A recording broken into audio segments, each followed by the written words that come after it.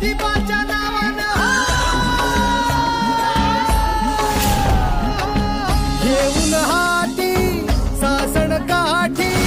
भक्त येती दुरून शंकराच्या अवताराला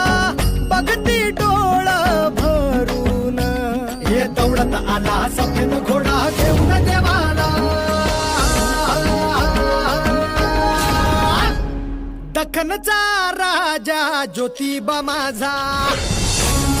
धाव महादेवा धाव धाव